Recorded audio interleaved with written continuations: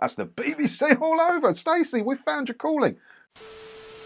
Hi, it's me again. And we've said before on this channel, and I did a video a couple of days ago about Ken Bruce, who's leaving the BBC. And Emily Maitlis has gone, Andrew Marr's gone. A lot of the big names are leaving the BBC for better, safer contracts and possibly more money elsewhere. So where does that leave the BBC? Because it's got to bring in new people, right? But it's not going to bring in big money people, because if it had big money to spend, it would have been able to keep the people it lost, right? So it's going to bring in lower people on lower salaries, which means a lower level of celebrity. And then you end up with TV shows like this for your licence fee. Stacey Solomon, sort your life out. Meet the declutterers and get their top tips. So this is a show called Sort Your Life Out, and it includes expert declutterers who will go around your house and help you get your life in order. And it's fronted by Stacey Solomon. Now, I don't dislike Stacey Solomon at all. Nice Essex girl.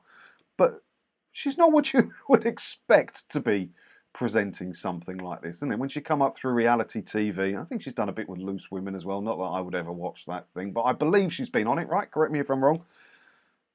Yeah, I mean, they brought her in to front this show. She is a pucker presenter on the BBC now. Cheap, I would imagine. Cheap, but not what you would expect. Who am I to comment? She's doing more presenting on the BBC than I ever will. Tidying extraordinaire Stacey Solomon and her expert team are back for Series 2 of Sort Your Life Out. The organising fanatics challenge families up and down the UK to sort their lives out in just 7 days. It's a shame we can't turn that round, really, isn't it? And do a Christmas special of Sort Your Life Out, where Stacey Solomon goes to the BBC and gets their house and finances in order and gets rid of the clutter in there. That'd be a good shot. I'd watch that. I'd pay the licence fee to watch that Christmas special. I'll tell you. But Stacey Solomon, yeah, I didn't even, this Series 2, I thought this was a new show. What do I don't watch the BBC. But tidying extraordinaire, is she known for being particularly tidy? This is how out of touch I am with recent Stacey Solomon news, really. I did not know she is an official tidying extraordinaire. Presenter and tidying extraordinaire, Stacey Solomon says she's a presenter and tidying extraordinaire now. She's going to need a longer business card in a minute. I'm so happy that the team and I are back to share our favourite tips and tricks on decluttering, upcycling, tidying and being thrifty. I love that we get to help people transform their lives for the better, even just a little bit. Yeah, as I said, I would really like presenter and tidying extraordinaire Stacey Solomon to have a look at the BBC. Look at what she said there. Look. Decluttering, yeah, the whole BBC needs that.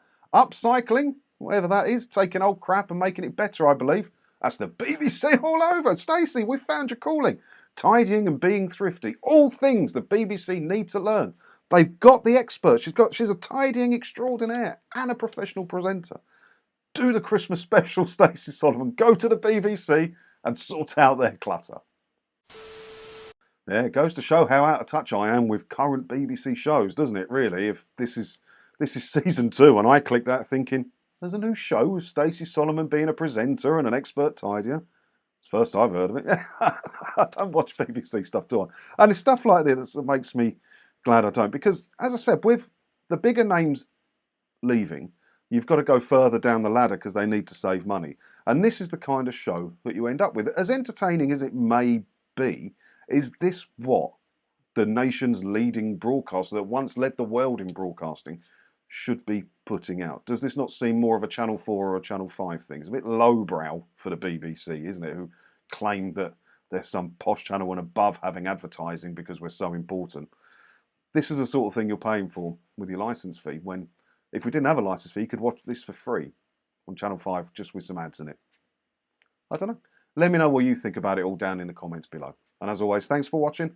And don't forget to hit the subscribe button if you haven't already, because that way, hopefully I'll see you in another video again soon, won't I? Ta-da.